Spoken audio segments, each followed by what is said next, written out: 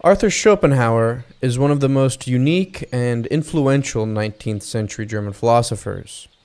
And this is remarkable because, in and of itself, his work is, if not repellent, at least rather unpleasant. He is remarkable for holding views which are designed to make most people uncomfortable and surely to drive them out of their complacency. And while he may be successful in driving us out of our complacency, there is a sort of a bitterness and acerbic quality to his writing, which is not like other 19th century, more optimistic, romantic writers. So when you open Schopenhauer for the first time, be prepared for something of a shock. He does not write like a typical German philosopher.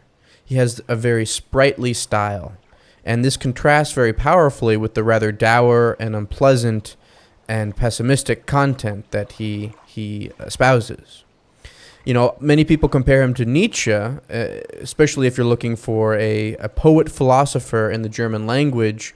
And you know, he's, as we'll get into a little bit later, a big influence on Nietzsche.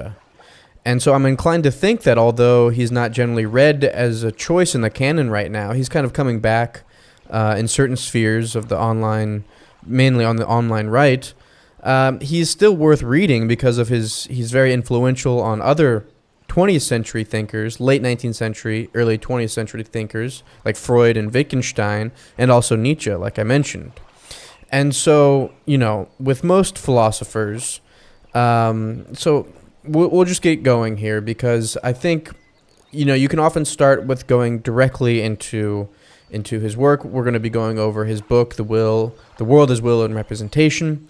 And some of the times you can just dive directly into the work and you don't really need to talk about the biography, the family background.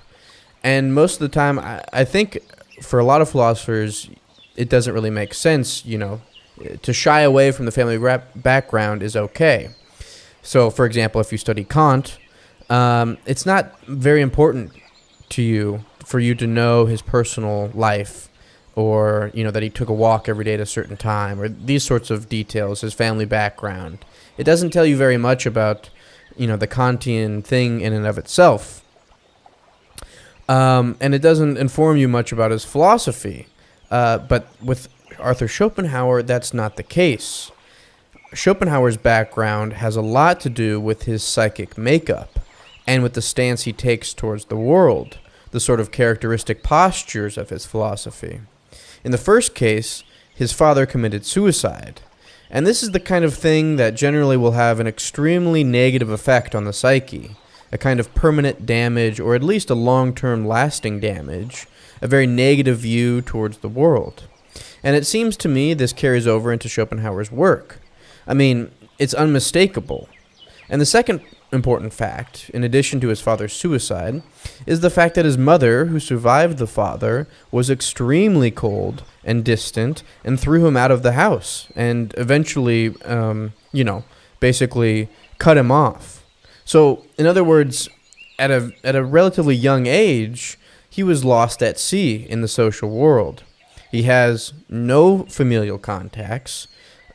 He's almost a perfectly lonely person at a relatively young age. And in addition to being almost perfectly lonely, it is also hard to imagine a man that wallows in his own unhappiness to a greater extent than Schopenhauer. And he has performed the unusual service to us all by offering to share this unhappiness with the rest of the world. And this willingness to share is perhaps Schopenhauer's sole gentle gesture toward the rest of humanity. And if you keep in mind his background, his upbringing, and this loneliness that haunted him for most of his life, and this persistent and continuing negativity of his personal life, I think it informs the reading of his philosophical works in an important way. And so this is one of those cases where it's not possible to separate the man and the philosophy, or, you know, the art from the artist. It's not very possible with Schopenhauer. And I'm not sure if this should be called a philosophy. I don't know quite what to call it. So for the purposes of this discussion, let's consider it the metaphysics from hell, you may say. So what are we talking about here? Well, what is Schopenhauer involved with? Well, his background is quite intriguing because he was a consistent reader, a voracious reader even. He reads a great many kinds of texts, and his most important influences in terms of his philosophical reading are the great idealists, particularly Plato and Kant. Kant in particular is very important for Schopenhauer because there are elements in his philosophy which are borrowed directly from Kant, where he says, rather than reinvent the wheel, I will accept the Kantian view and, here and there, and then move on and invert the Kantian view with regard to other matters. It's a kind of a collage, putting things together in this sort of way, except with ideas and not with cut-out pictures. So the legacy of Kant is the most important for Schopenhauer, as it is for all 19th century German philosophers. Kant is the towering figure that you have to contend with, at least somewhat, if you are a German philosopher, at least in the 19th century. And what's unique about Schopenhauer is that he is one of the first European intellectuals, at least, to begin reading Indian religions and Buddhism. And I'm talking about the subcontinental India here. In particular, Schopenhauer spent a good deal of time reading the Upanishads, and although I haven't noticed direct references to it, I believe that he had been reading some of the works of the Buddha. There's a certain sort of emphasis on Indian mysticism, but in addition, a sort of negative evaluation of the human world, creating desire as a problem to be solved, establishing the personality as a challenge to be overcome rather than merely as a boundary to human experience. So Schopenhauer has a wonderful strain of Indian Eastern pessimism that I think is a combination of Hinduism and Buddhism. And connected with that, we have a weird combination to the tradition of German idealism. His saturated Kant, some of Kant's actual views and some of the inverted Kantian views as well. And while he was at university, he studied and he went to the lectures of Fichte and Schleiermacher, who was the latter being a theologian and a philosopher as well. So he's very much part of this tradition of German idealism, and therein lies the difficulty. The difficulty in the fact that he's going to take the idealist tradition and to a great extent stand it on its head, to invert it. And this is a recurring theme in Schopenhauer that we just have to kind of get out of the way at the beginning, because Schopenhauer in some respects is a bit of a one-trick pony. The one trick that he knows, and he does this all the time, again and again, and he's very good at it, but he takes a philosopher and perhaps borrows some elements of their philosophy, of their philosophical thinking. He keeps them the same, but thereafter he stands the philosophy on its head, on other parts of it. And he does this many times with Kant. So what Schopenhauer knows how to do is invert prior philosophies, or to steal some aspects of it and invert the rest. But he does it in very unique ways, and sometimes in rather disturbing ways, in ways that you wouldn't expect, you wouldn't have thought a sane man could think. And therein lies the everlasting interest in Schopenhauer, apart from the style and his stylistic sort of literary writing, which is very very good on its own. It's just so surprising and intriguing and off-putting all at the same time. It's very interesting. And so I'll mention a couple observations right off the top. First off, in his essays, which I highly recommend you read, there's some great essays on art, there's some great essays on women and gender and existence, and they're probably the most accessible part of his work. And they are some of them are hard to read nowadays, particularly the one on women, which I'll probably make another video on if I haven't already. Particularly in 21st century America, although that's changing a bit, but you find throughout many of these essays a persistent misogyny, racism, and very just, he makes no bones about some of his repulsive characteristics that he has and views that he has. And not all of them are repulsive, but he gets down and dirty. I will say that. But in some respects, it's an anachronism. But if you were going to read this, I would like to send you a bit of a warning about some of that, because I'm not sure that there is any text that would not be offensive, really, or have some aspects that are offensive to our I don't like saying this, but to our modern view of things. The style is very good. He makes some really interesting points that we have to confront and contend with, if not because they make us uncomfortable, but also because if they truly are wrong, we should give them the credit of at least, dismantling them in the proper way. But I think you'll find that a lot of the times it's much harder to do than at first blush. And so, continuing on, if you find that you like the essays, you might perhaps want to move on to the work that we'll be talking about today. But the work that the big book, The World as Will and Representation, also called The World as Will and Idea, which is another ponderous German title for a great book that takes the tradition of German idealism and inverts some of the main ideas. And in particularly, he reacts against Hegel as one of his main. Hegel is a contemporary, but also one of his main targets. And while Schopenhauer and Hegel were both at the University of Berlin, Hegel, of course, was the apogee of the career, of Schopenhauer's career, and because he was one of the most celebrated intellectuals in the Western world.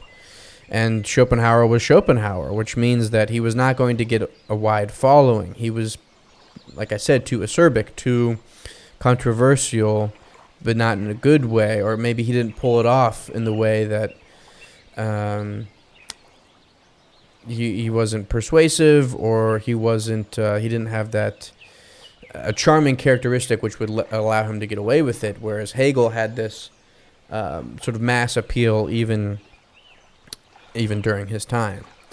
And so so Schopenhauer is very arrogant. He was anti-Hegel, and which is an understatement. He was anti-Hegelian to a point of a sort of a mania.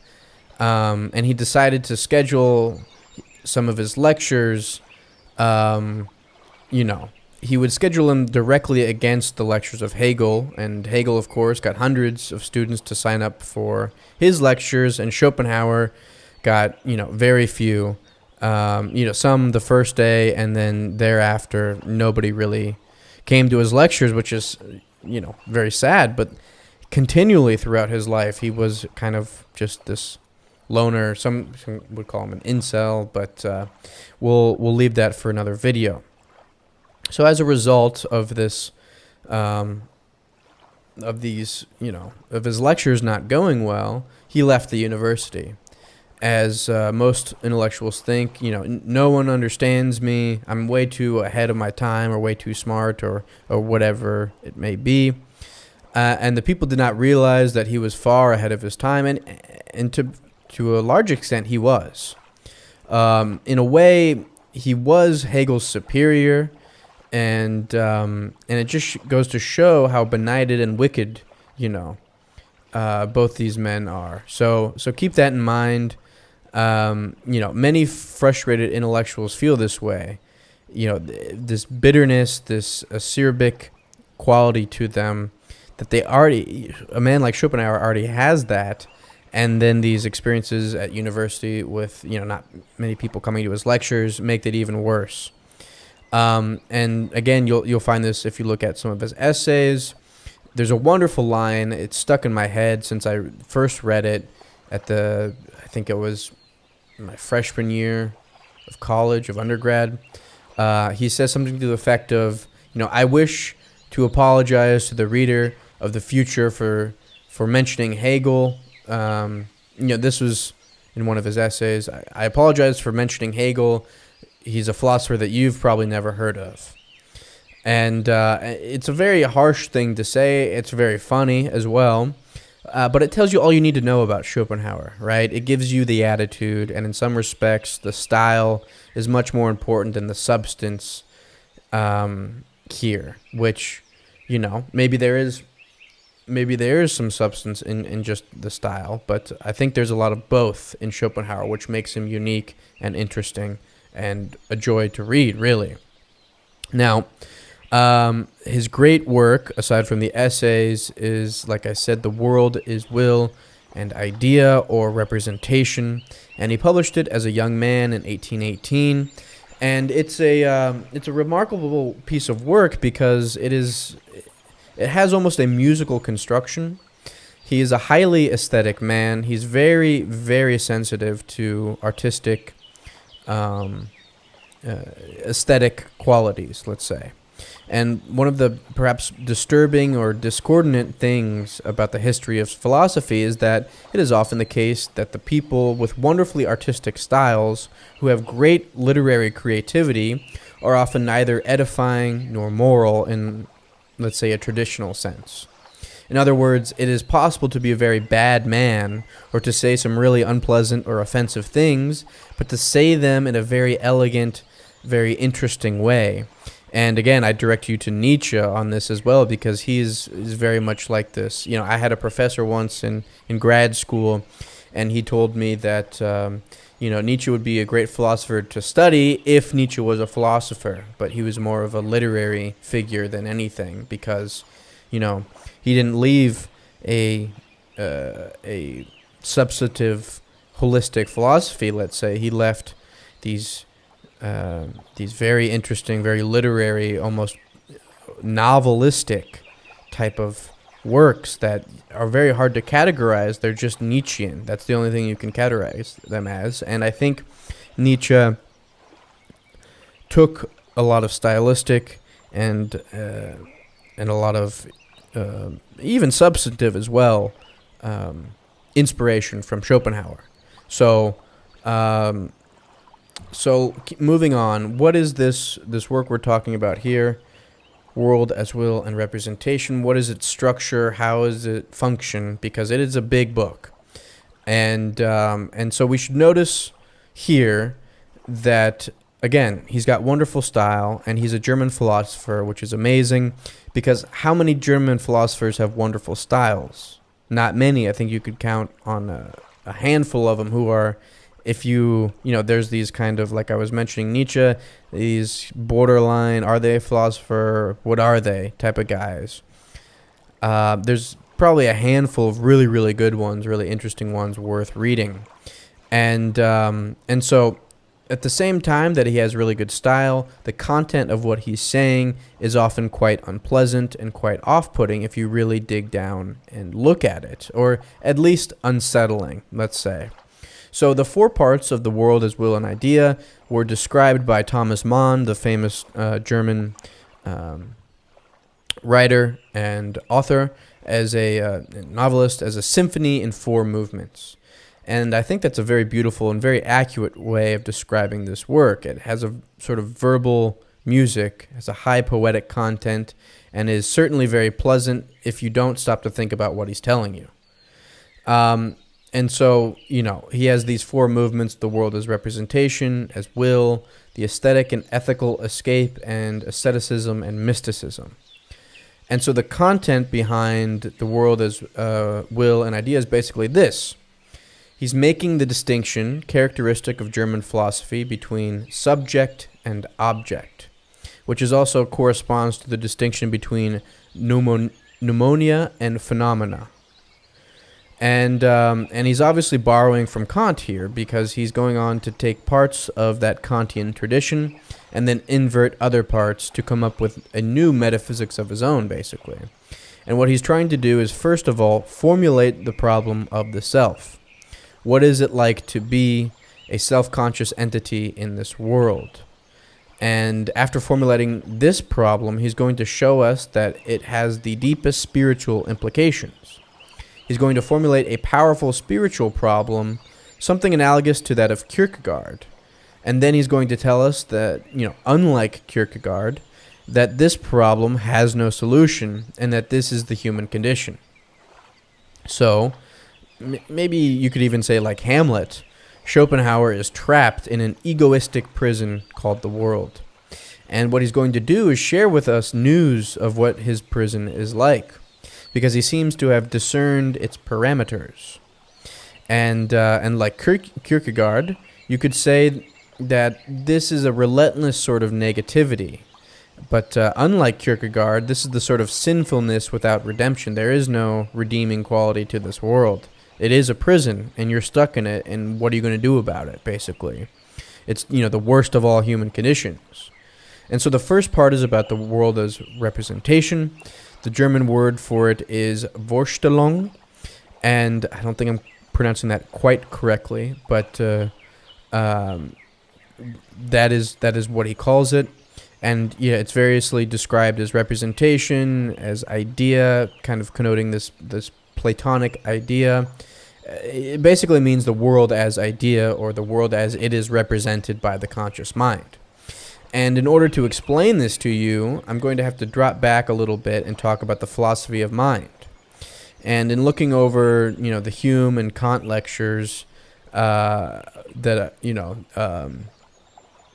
they have given, or just that their philosophy as a whole in general, I find that we don't just have time to cover the philosophy of mind, and so what's important and pregnant is the implications for the later philosophical developments. Now, you can't basically philosophy of mind started in probably the early to late 19th century, with guys like Bolzano and Brentano, studying phenomena as it's presented to the mind, rather than scientifically, getting down to the chemistry of it, let's say. And so you can't really understand what Schopenhauer is doing unless you understand the Kantian philosophy of mind. And you can't understand that unless I tell you a little bit about Hume. So let's start from the beginning then. For Hume and the British empiricists, the mind is what they call a tabula rasa, which means a blank slate. It's another way of thinking about it would be that basically the mind is an empty box. A baby gets born and starts to see and hear and touch and taste, and sensations come into that empty box. And then the mind, in its activity of making these sensations coherent, bundles them together. So if I were to look at this computer, let's say, or this microphone, for example, I would see that it's hard. There's a certain degree of weight. It's smooth here. It's you got rivets there. It's gray. And what I do is I bundle these sensations together to form the thing called the computer or the microphone.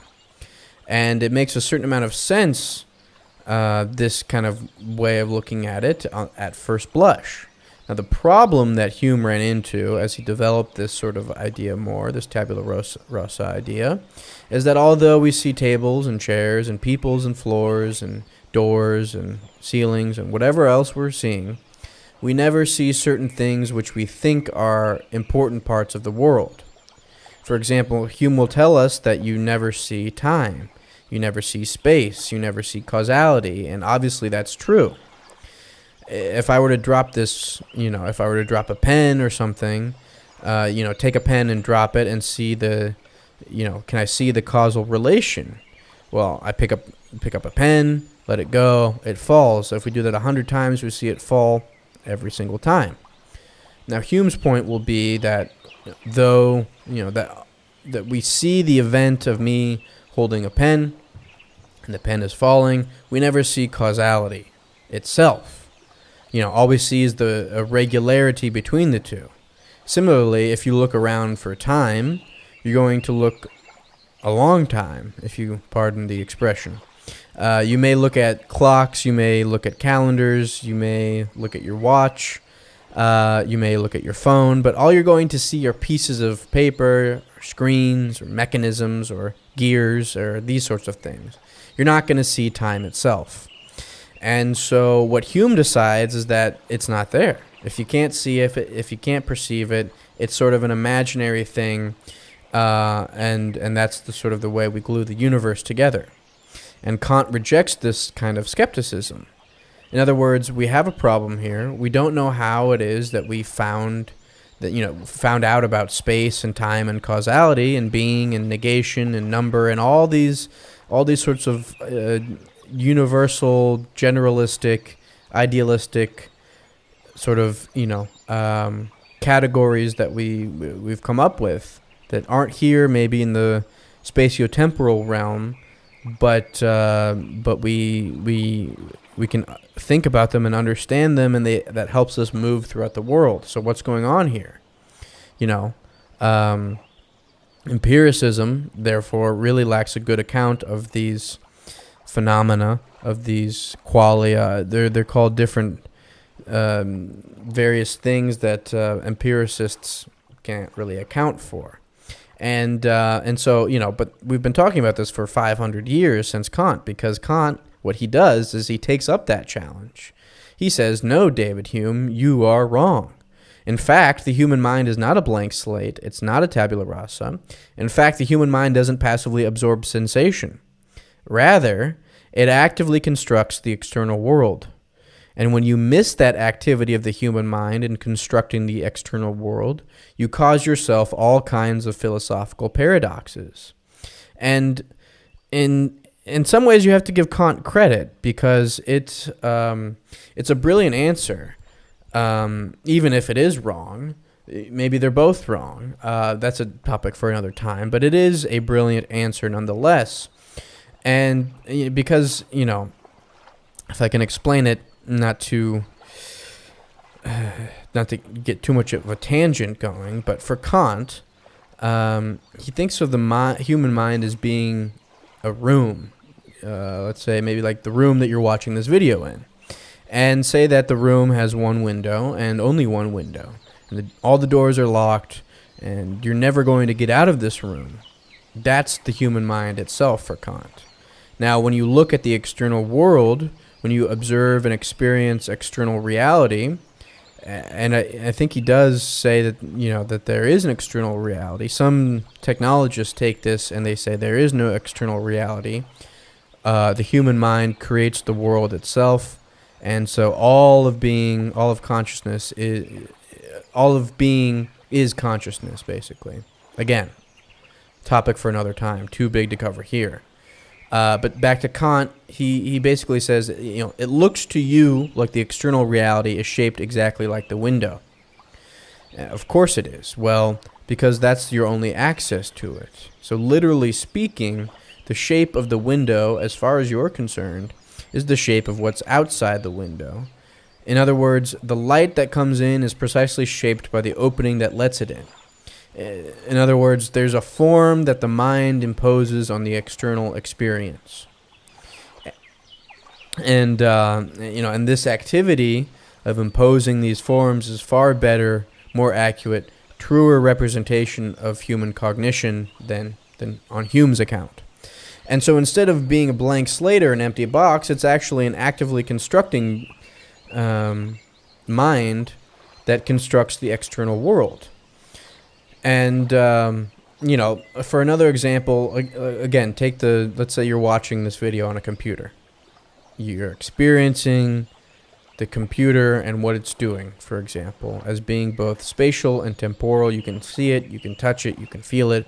It exists in time. It was here when you started watching this video, and it'll be here when you finish, hopefully, if you don't break your computer or something or chuck it out a window. And it takes up a certain amount of space, and if you step on it, if you walk, if you go into that same space as the computer, you're going to crush it, basically. Now, what Kant says is that the mind contains, I believe it's like 12 a priori forms of human cognition. And a priori, if you'll remember, means that it's prior to our experience of the world. In other words, it's built into experiencing the world as a human subject. You can't find out about it through scientific inquiry, let's say, because these a priori forms necessarily shape the way we experience the external world, and so they're prior to experience. And so what Kant says is that the external world is composed of things in themselves, basically. So there are computers, there are cups of coffee, there are, pieces of paper, there are phones, there are people, there are objects, there are mountains, rocks, trees, oceans, whatever, animals. But we never can experience these objects in an unmediated way, the way Hume assumes. Actually, we actively construct these objects by imposing on them categories we can't avoid. Categories like space, time, causality, number, being, negation. And this is built into experiencing the world as a subject.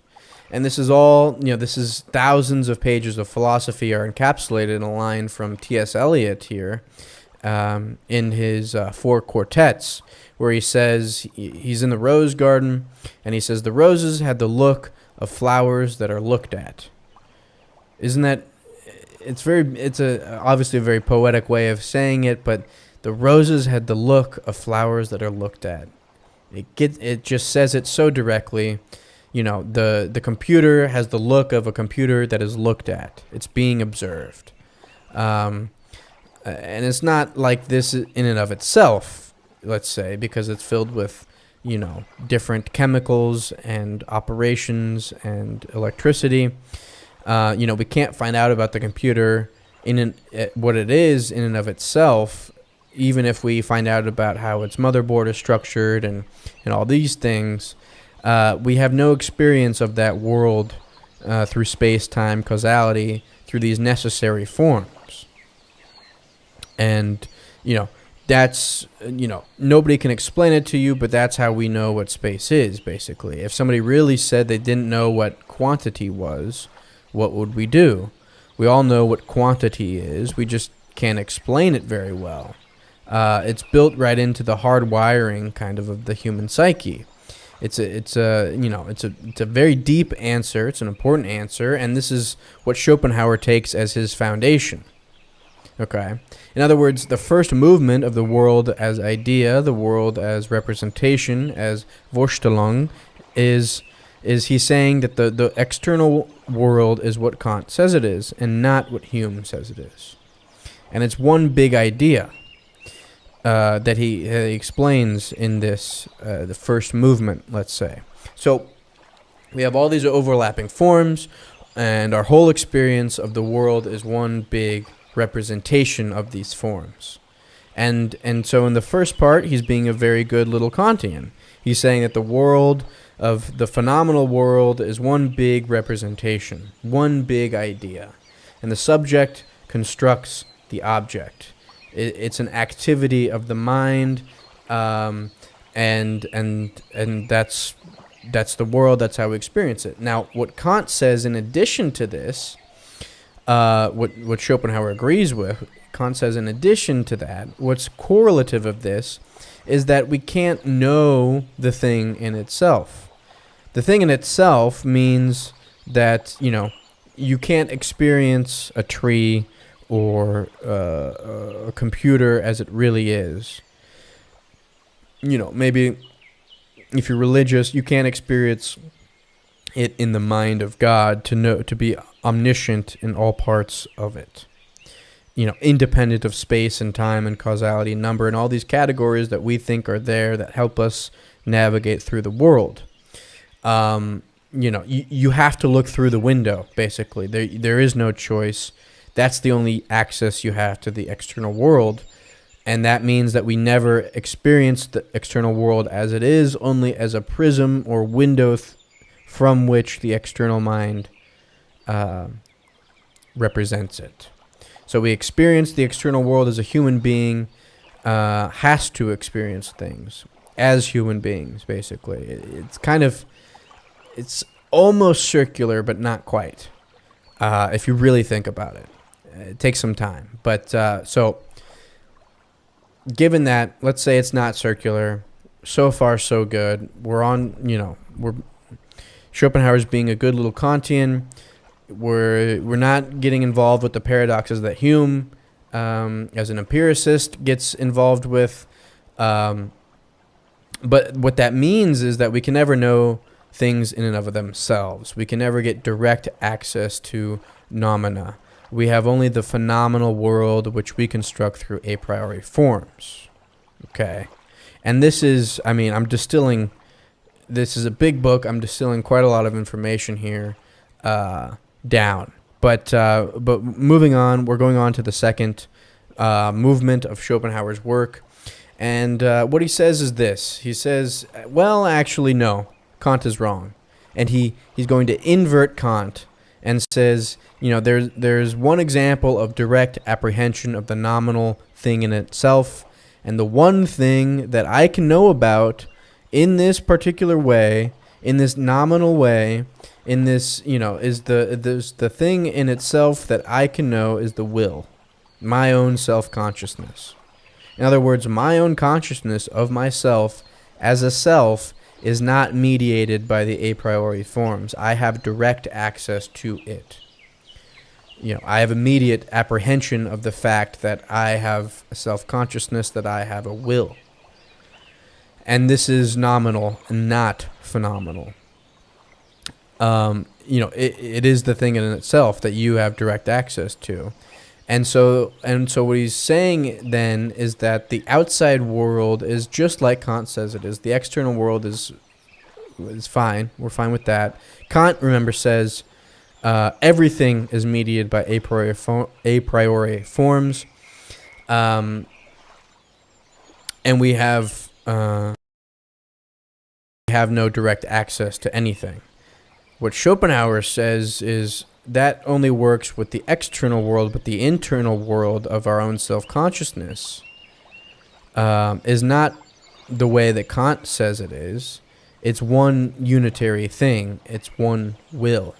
And we can get direct, immediate apprehension of that will. And this introduction, this is the introduction to the idea of the will into German philosophy, or at the very least, a very strong emphasis on will, and it's going to be, have very important consequences for the late 19th and early 20th century philosophy, particularly Nietzsche, but also Wittgenstein, many in the Vienna Circle, and in phenomenology as a whole as well. So, this easily gets transformed into the will to power in Nietzsche, for example. This direct access, apprehension of the will.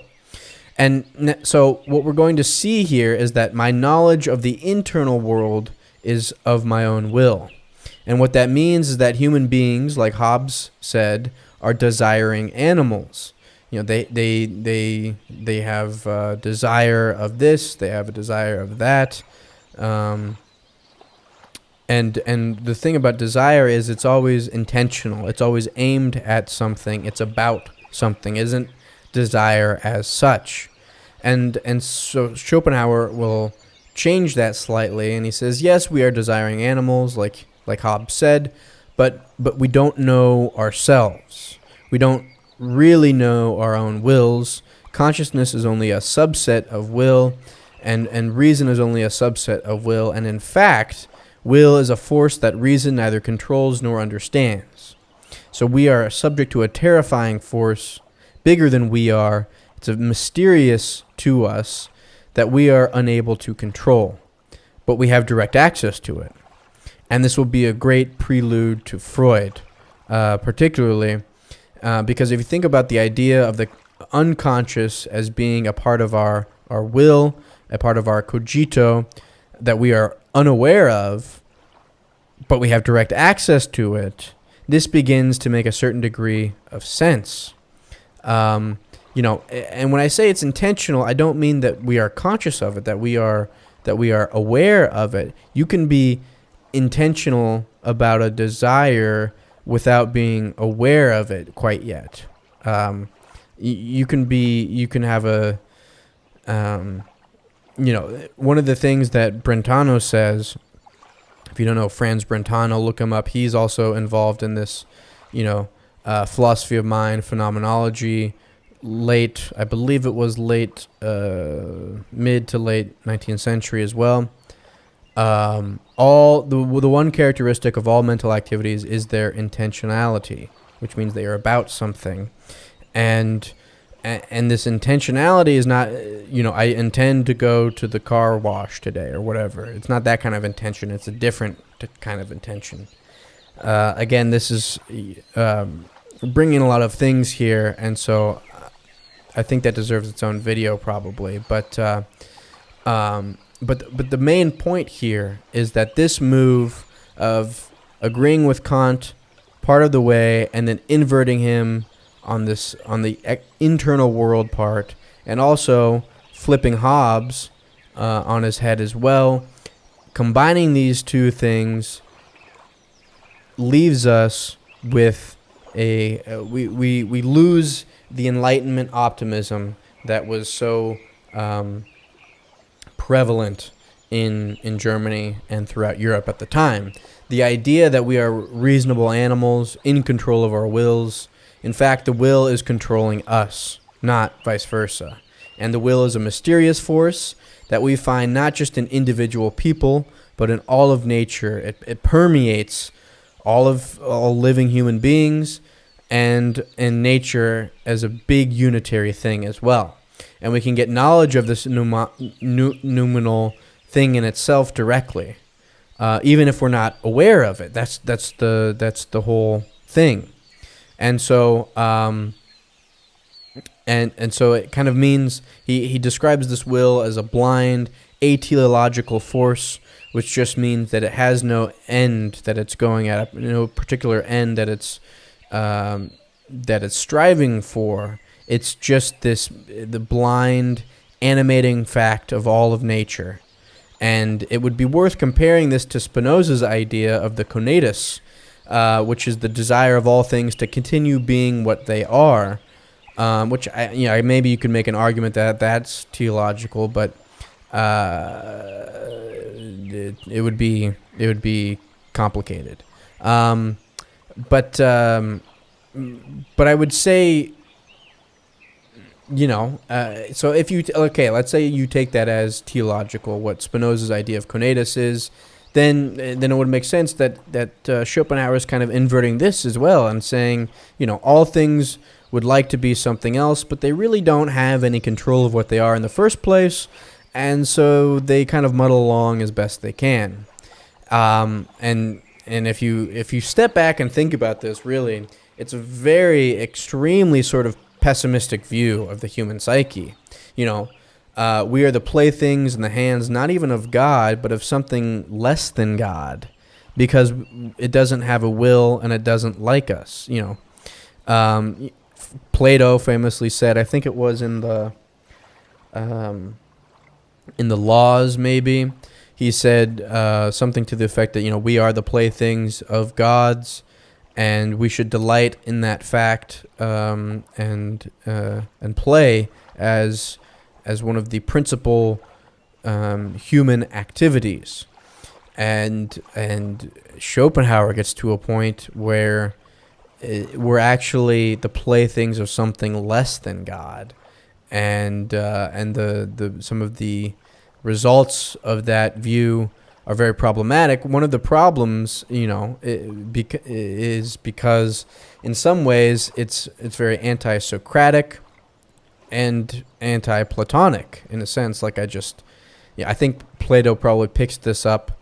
I don't remember how he does it. I think if it's in the Laws, then I think it's shared by both Socrates and Plato. Anyway, what it basically means, what Schopenhauer makes the argument for, is that essentially you cannot know yourself, or that if you can know yourself, it's only after the fact. In other words, you can find out what you really willed when you find out what you really did. This would again hook up with Freud later on. You can ask yourself, oh, why did I forget that person's name? Because you really didn't like them and you really didn't want to talk to them. That's kind of a cursory example, cursory reading of this. And I mean, this is, you can say, oh, this is foreshadowed in Schopenhauer's work. You can come back later on and say, I wish I'd remember that person's name. And then you realize to yourself you didn't will to. You didn't really actually want to. And that's why you didn't. So there's this theory of parapraxis here that Freud is going to use and take up. And, what do we get out of this? We get the world as outside and the world as inside in contradistinction basically to each other. The world as outside is the world as idea, and the world as inside is the world as will. And this faces us with a problem, because what the hell are we to do if we are in this kind of we're kind of shut off, one or the other, from the inside or from the outside world, and it's a clear delineation between the two. How are we to deal with these difficulties that these two worlds confront us with, one the external and one the internal? Because after all, at the end of the day, we are desiring animals, in part what Hobbes said, and but what we desire is purely negative condition. And this is sort of where the Buddhism and the Hinduism come in. And here comes a kind of pessimistic Eastern philosophy. We're not there yet. That it permeates, but this is kind of where we first get it in the second movement. And the only sensible thing to do is to try to get away from desire as a whole. And human life is one of privation. We're better off not existing at all, basically, is the conclusion that he comes to, because we're in such a predicament given his metaphysics. Because, we must lurch from one desire to another, not really being in control of them, sort of blindly going from one to the other, like Tarzan swinging from a vine. And even the satisfaction of our desires is purely negative. In other words, satisfying your desire for food or for sex or for love or, for a higher purpose, for anything really, it's like scratching an itch, scratching your ass. It's just when you scratch, but you're better off not feeling itchy in the first place. You're better off not feeling anything at all. And you're better off not existing at all, basically, because, because there's no way out of this predicament that Schopenhauer's put us in. But you do exist. And so, what are you supposed to do with the mess of a world that you're in? And so you can see the connection between this and Buddha's 8 Noble Truths. Suffering, death, disease, these sorts of things. This is what the human condition is at its fundamental level. And we as human beings long for nirvana. We long for the abolition of the self. We long essentially for death. And, do you see how this connects to this Buddhism element here? Why it could be described as a form of pessimism, that it would better to not exist at all than to exist. It would be hard to think of anything more relentlessly negative than Schopenhauer at this point, because we have the dubious possibility of self-knowledge. We have the problem of the self. It's a spiritual problem, and alas, there is no spiritual solution, basically.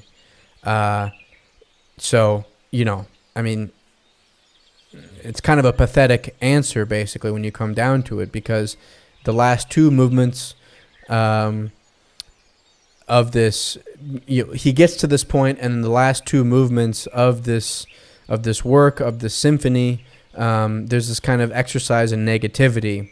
It's an attempt to solve the problem of the world as idea in movement 3, and then 4 as the problem of the world as will in movement 4. So we're going on to movement 3 here, and the solution to the problem of noumena, the solution to the problem of the world as idea, the external world. How can we escape from this prison of subjectivity that we are locked into by the Kantian categories? The world outside of us, it really exists, but we can only get access to it through an unreliable prism through through the window, basically. So how will we be something other than purely contingent, purely subjective beings, aching for release from this veil of Maya, from this continuous parade of desires that we neither need nor can gratify? And what Schopenhauer says is, well, there are basically two ways out, according to him. And I think this is probably the greatest contribution of his book, this third movement, to be honest. Because, in other words, this has certainly been the most influential part, at the very least, this third movement. So the first way out is through aesthetics, through art, basically. Art offers us a sort of redemption. As Schopenhauer says, artistic aesthetic satisfaction, aesthetic apprehension, is the purest kind of objectivity. And again, you can see how Nietzsche will also take up this similar answer to some of the problems that he's dealing with, mainly moral and ethical problems, religious problems, in some of his books as well. And, I think this is why it's been so influential and why it's my favorite, because there's a lot of plausibility to that. In other words, I'm not convinced that it's wrong, basically. Whereas the first two parts, while interesting, I think he puts us in a not true place. His metaphysics goes off the rails, basically. And so, but anyway, as regards to this third movement, it's often the case that when philosophers give up on the idea of theology, when they give up on the idea of moral order to the world, the second best or the next best alternative is to look for some sort of ersatz transcendence in the realm of art. It's a very popular move. It happened before Schopenhauer, and it happens after Schopenhauer. And I think the reason why is because there is quite a bit of plausibility to it and truth in it as well. And so, that's essentially what Schopenhauer does here. He says, for the aesthetic man, when you appreciate something aesthetically, you can only do so in a moment of heightened objectivity. And this is as objective as people can get, basically. There's a certain sense to that. I can believe that, And in addition, not only the aesthetic appreciation or apprehension, the closest that human beings come to objectivity, but the construction of art and the artistic genius, or genius as a whole maybe, is nothing but objectivity, or getting as close to objectivity as a human being can possibly manage.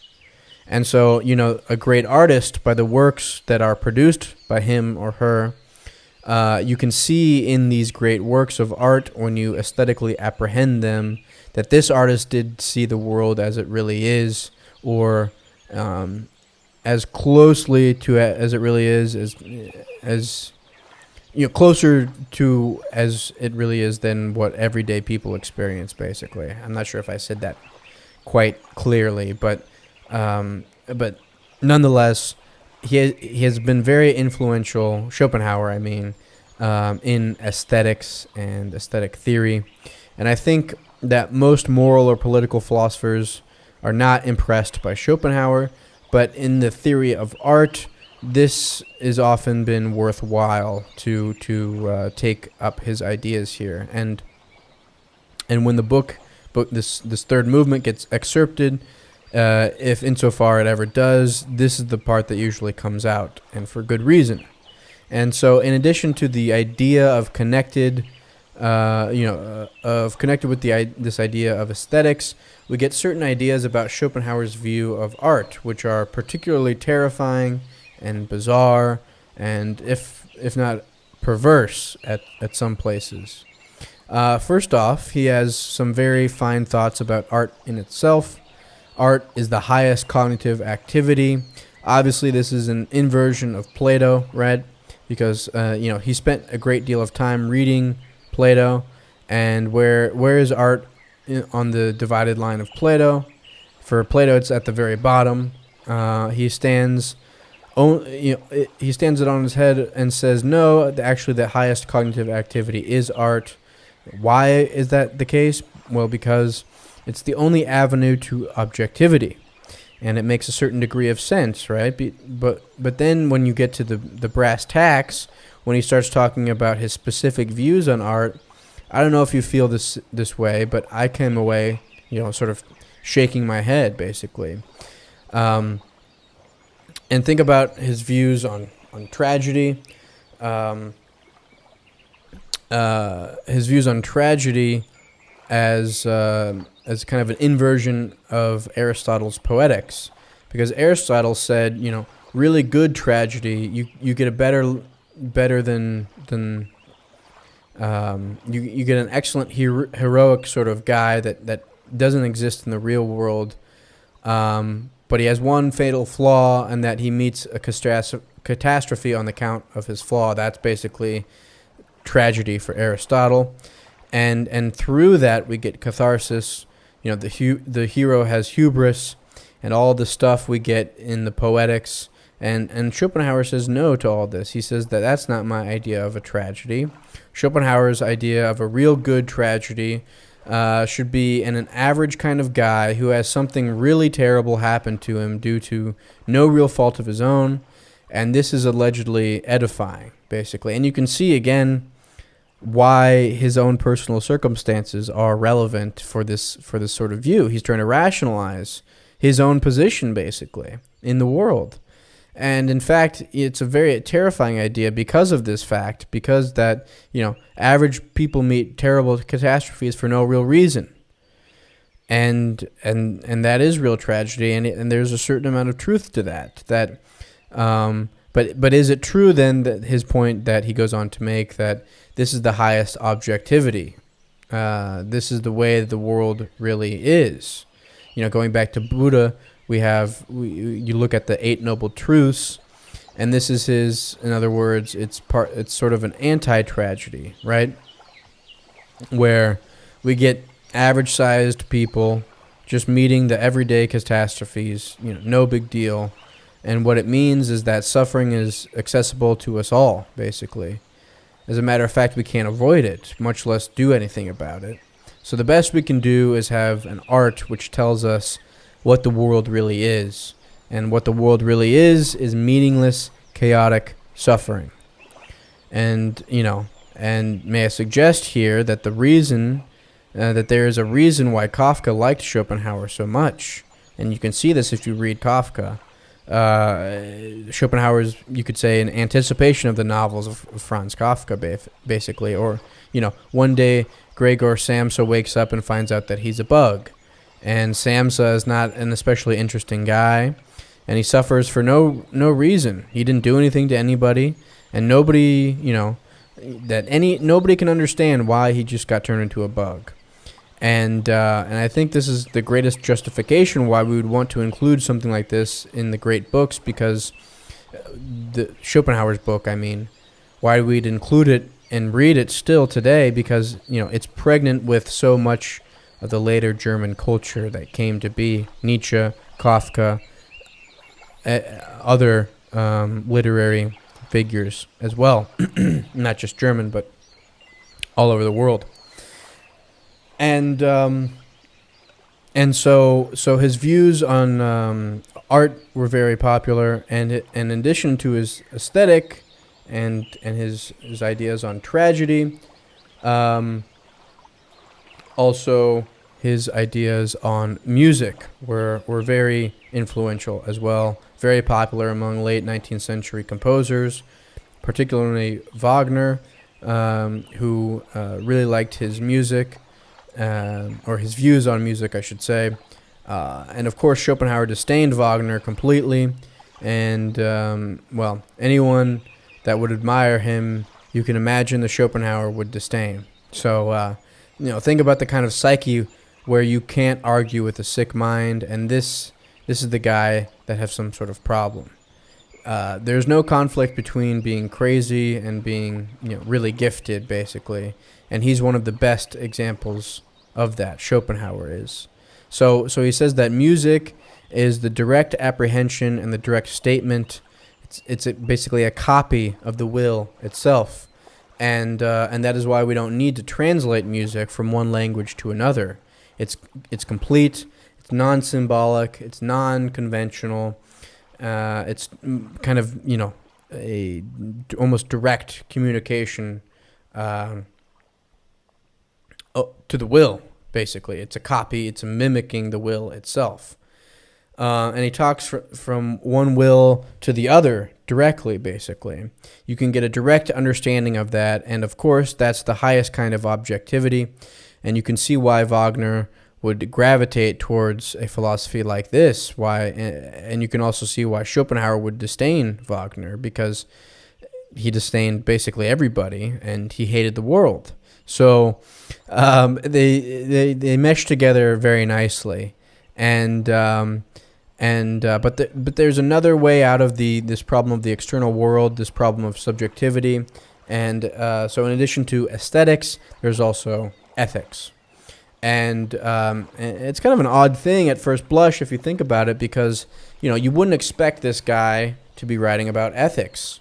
Aesthetics, you can kind of see he's kind of like a not only an incel, but maybe like a gothy type guy, kind of, and likes music, kind of punk rock, proto, heavy metal, Wagner, obviously. But no. He says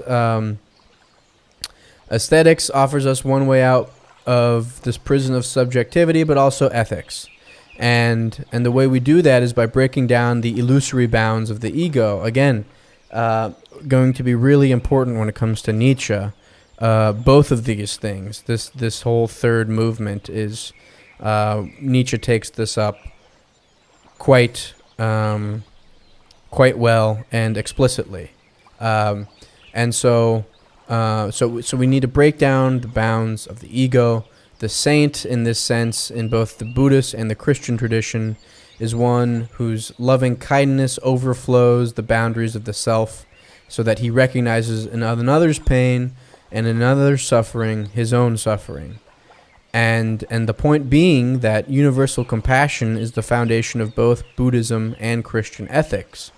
And the saint, as well as the artist, are the only two people that can get outside the prison of subjectivity. We have an aesthetic objectivity which is communicated through art, and we have an ethical objectivity which is communicated through charitable actions, which show that you have gotten beyond the illusory bounds of the self. And this escapes from the self is what this philosophy is all about. It's maybe you could say an escapism, an escapist philosophy, rather than a pessimistic philosophy. And there would be a fair point to it if you didn't mention all the other things about how we got here in the first place. Now, if we got here in a different route, then I still think these answers would hold up for a lot of different routes that you could get. How do we get out of certain paradoxes and dilemmas we get into in metaphysics? Art and aesthetics and ethics are the way out of a lot of different predicaments. And I think that's because there is some truth to it, that it does get beyond the subjectivity if we're trapped in it or not. These are certainly the best two candidates you could probably think of and have been mentioned again and again for getting out of our inside world, of our prison of the self, let's say, to use Schopenhauer's structuring of it. And here we're going to be, we're going to get beyond the will as well, beyond your understanding of your nominal selves, and you can call this kind of maybe tough love, seeing it this way, that these are the only two ways to do it, through extreme charitable actions or extreme dedication to aesthetics, to art. And in this way, I think, despite all his pessimism and his nihilism, you can argue that Schopenhauer is trying to do us some benefit. Is trying to help us a bit, but maybe not. It's hard to tell with Schopenhauer. He thinks that this nihilism can really be edifying, And I mean, I would be tempted to say that nihilism can even be fun, and but that doesn't quite capture the idea. It's good. It's good to realize how bad things are. Basically, is Schopenhauer's, I guess, that's kind of his. You could say his view of things. Or in a world that is terrible, it's good to know the worst of it, or at least here's the worst. I hope it's good for you. It's been good for me. I've had. I feel better now that I know the worst. Something like that. Take it and do something with it, whether ethical or aesthetic. And so here we're going to move on to the third and final movement. And we get a solution to the problem of the internal man, of the will, and two ways around it: asceticism and mysticism. And the idea here is that we are a bundle of desires, and we move from one desire to another. And the only way to get beyond desire is the traditional path of both Christian and Buddhist mystics and saints, which is the denial of the flesh, through fasting, self-flagellation, living as a hermit, giving away all your money. These sorts of acts. And these are all denials of the will. And when you face the will down and you chase the will away, you achieve this kind of Buddhistic indifference. The indifference of the Christian saint who has removed himself from society, who constantly desires his will. And this gives you some access to a, if not a blessed condition of life, the best possible human life. Which is a relentlessly grim thought if you sit down and think about it for too long, because that aestheticism is the only way out. Aestheticism to the point of ethical aestheticism, let's say, or even artistic. Just being like locked in a room painting all day, basically. Again, going back to Buddha's Eight Noble Truths, death, suffering, old age are inevitable to us. The best thing for us is not to be born, but who's so lucky as that, basically, and if you have to be born, well, you should face down, you should try to control your will, to exert a will to power over yourself. And this is going to be, hark to what Nietzsche tries to do as well, in a bit of a more, I would say, edifying and fruitful exercise that we get in Nietzsche. And so in addition, and also in the third essay of, which I should do something on as well, in the third essay of Nietzsche's Genealogy of Morals, he talks about aestheticism, and it's a very, very powerful essay. But so in addition to aestheticism, another solution is mysticism. Because what mysticism does is it collapses rational thought altogether. It collapses this distinction between will and idea, between internal and external world, and so mysticism and aestheticism have in common the fact that they both long for the abolition of the self. This abolition of this distinction, or this overcoming of this distinction, let's say, and this is it's basically the worship of your own extinction in various facets, not necessarily bodily, biologically, but of the will, of your own blind will that you're trying to take back control of. And you can see how this is going to fold back a great many times, or it takes up themes from the Upanishads or from Hindu and Buddhist thinking. The difference, of course, being in the case of the Hindus, that you're coming back again and again. Suicide is no way out because of this continual rebirth and reincarnation. And so this longing for death, the longing for extinction, I think is a sort of philosophical suicide, or a sort of ode to death, something like that. Now, So the conclusions that Schopenhauer draws here, based on these four movements, but the human condition can be summarized in two, basically. First of all, that this is inverted and bizarre and negative, And he says that Leibniz was wrong, basically. Leibniz said that this is the best of all possible worlds, the world that we're in right now, the actual world. And in fact, Schopenhauer points out that this is the worst of all possible worlds. The situation that we find ourselves in is completely catastrophic, and there's only basically two bad solutions: to completely give everything away and go extreme asceticism, or completely collapse rational thought and be in a mystic, artistic genius, basically.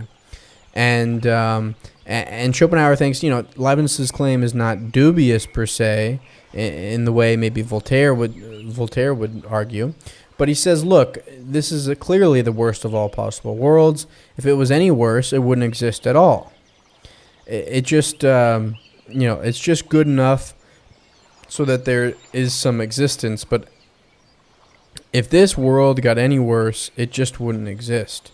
And the fact that it exists shows us how bad it is. Now this proved nothing, basically. And what the statement is the inner psychic experience, basically. It really tells you nothing about the world any more than Leibniz's idea that this is the best of all possible world tells you anything at all. It's more of a state of mind than a logical procedure. And in addition to the idea that this is the worst of all possible worlds, remember when I called this, the metaphysics from hell? You can kind of see more clearly why I think that now, right? Because the second proposition is that it is better not to be born. You're better off not existing at all. And the reason why is because we are a bundle of desires. We are a collection of questions. Our desires never get satisfied, and our questions never get answered. You're stuck with them. You're stuck with a will. The only thing you can get access to, direct access, is to a will that you can't control. It has a blind, a blind rage, a blind fury going through it, and the will is not even connected to something as divine as God. It's less than God, and you're in this position, and there's no God to pray to, basically. And so just throw in the towel, and that's basically what Schopenhauer does. You can see why this is bizarre, but how this is bizarre but tremendously influential.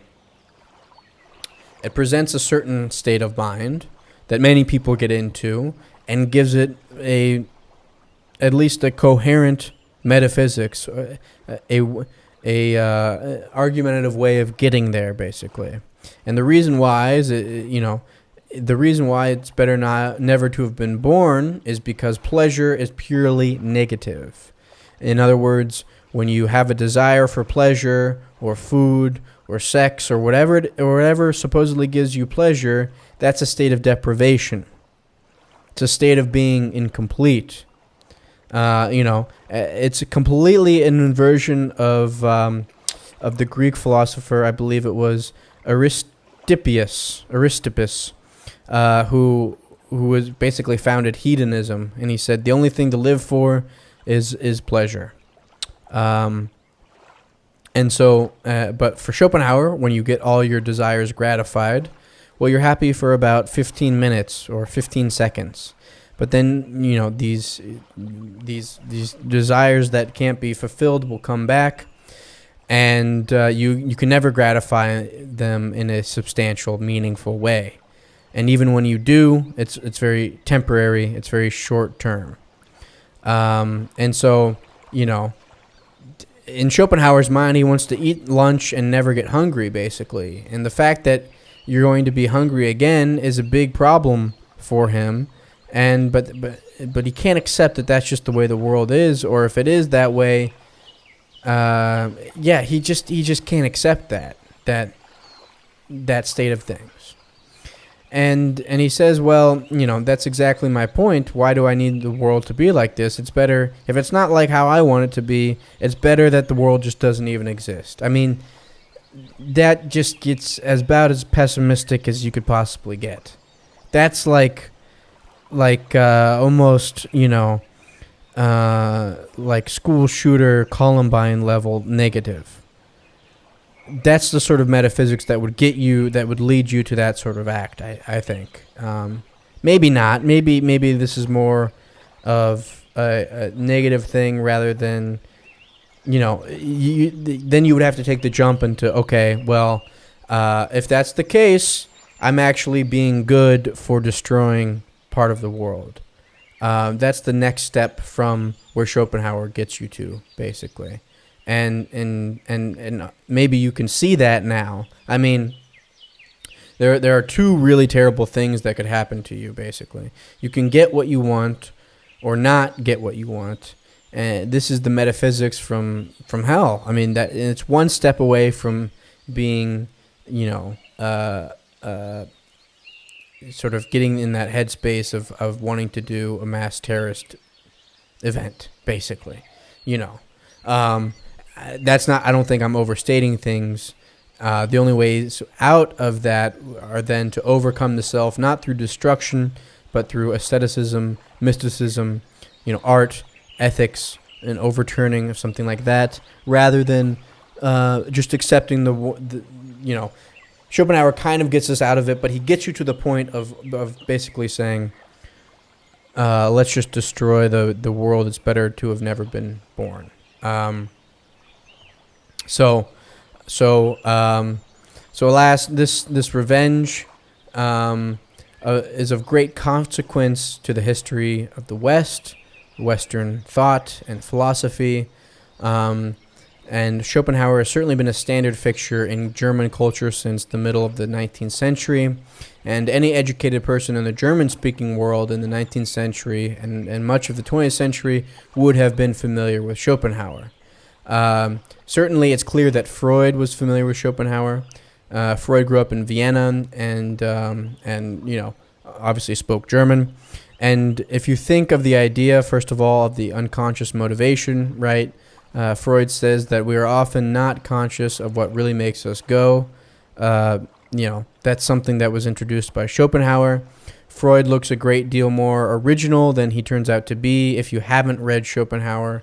But if you do read Schopenhauer and then read Freud and also Nietzsche, I mean, Nietzsche is very unique and does develop some very interesting ideas, but he takes for a lot of starting points where Schopenhauer got us to.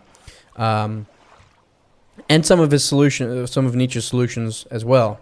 Another theme that Freud picks up specifically that was introduced by Schopenhauer is the theory of parapraxis, or what may be called now Freudian slips. Schopenhauer says that this reveals your real will. You don't know what you will until you actually do it, and so a Freudian slip then is something that you actually were unaware of, but your will was aware of, and so that you do it anyway. And so there's a second cluster of themes that Schopenhauer is important is for the idea that art as a redeeming force, art as a new pseudo-secular path, if not to heaven, but at least to transcend the wretched, bleak existence that you're forced into. And this is something that Nietzsche picks up quite readily. But all aesthetics of the late 19th century, the art for art's sake crowd, they all pick up on this idea that if we cannot get access to heaven of the Christian saints, perhaps we can get access to the earth of the pagan artists, basically, the artistic geniuses. And so art stands as a redeeming force. It's a sort of a secular religion. In a way, you could say Schopenhauer is sort of a philosophical formulation of German Romanticism. Goethe over Luther, redemption through art, through creativity, through at least the apprehension of creativity, let's say, rather than through some religious heaven or impossibility, maybe. And the final, I guess, important theme that he introduces is the idea of will over intellect. In other words, intellect he describes it as the rider of a horse. The horse is the will. The will moves you around, sometimes at speeds that are too fast for you, and the will is really the one making the decisions. perhaps it's an ill-tamed horse, it's an ill-tamed will, or it's a horse for which it's very well tamed, and you can really ride it, and when the intellect tells it what to do, it does that. But most of the time that is not the case. The will is an untamed horse that you just hop on and see where it goes, basically. Don't flatter yourself with your misconceptions about your own autonomy. It's a very rare individual that actually tames his horse well. It's a very interesting way to look at it, and I think this leads over into a couple tendencies in the early 20th century philosophy, mainly vitalism of its various kinds and flavors that we're going to see in Bergson or in Nietzsche as well. And the other big tendency, probably the last big tendency, is the voluntarism of people like Sorel and various kinds of existentialist writers, right? Commit yourself to something. Authentic commitment is going to be really important, sort of the aesthetic commitment to either art or to Christianity, Buddhism, some sort of religious, ethical foundation. And that's going to be, a big thing in the late 19th, early 20th century. Where I was going to make one final point in connection with Nietzsche. The final thing I would say is that the sort of resistance or disapproval of Christianity, this preference for Buddhism rather than Christianity, he doesn't have much for the optimistic idea of salvation or of reconciliation with God, because the world is a giant vacuum, basically, to Schopenhauer. And I would say that gets picked up particularly by Nietzsche later in the 20th century, I guess in the late 19th century. And Nietzsche's writings are suffused with Schopenhauer in this respect as well. In other words, he particularly called Schopenhauer the only serious moralist of the 19th century. And I mean, in some parts of reading Nietzsche, you can tell that he really loved this man. And that and what it is he's got a little more interesting, sprightly idea, and perhaps not so chronically depressed. But Nietzsche's influence, Schopenhauer's influence on Nietzsche is enormously important. It's said that the first time Nietzsche read The World is Will and Representation, the next thing he did was read it again. So he read it twice in a row. And, it was the best book that he read in a long time. And, he basically says, this is my kind of book. So I'd be inclined to say that in looking over Schopenhauer's corpus, in his work as a whole, he's not so important for the work itself. There are interesting themes that get introduced into philosophy in a very unique way, in a pessimistic mode that he introduces them. His great importance lies in the fact that he influenced 3 or 4 subsequent generations of philosophers, particularly German philosophers, and they carried these themes out and then performed their own sort of intellectual kind of twist on them.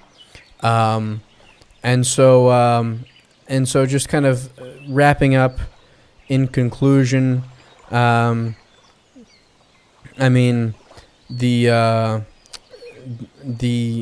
world as well as representation, these two categories, or these two worlds, puts us in a really uncomfortable position. It's a very stark vision of the world. Instead of the world being full of God, the world is full of nothing, and that's the best you're going to get. It gets worse because you're born and you're here and you exist, and you're going to have to confront this nothingness. You confront your boredom, and then get involved with one of the two solutions, whether it's aesthetic contemplation, renounce yourself, get involved with aestheticism, renouncing yourself, aesthetic contemplation, giving yourself up to art, and or you get involved with maybe asceticism or mysticism in conjunction with one of those two.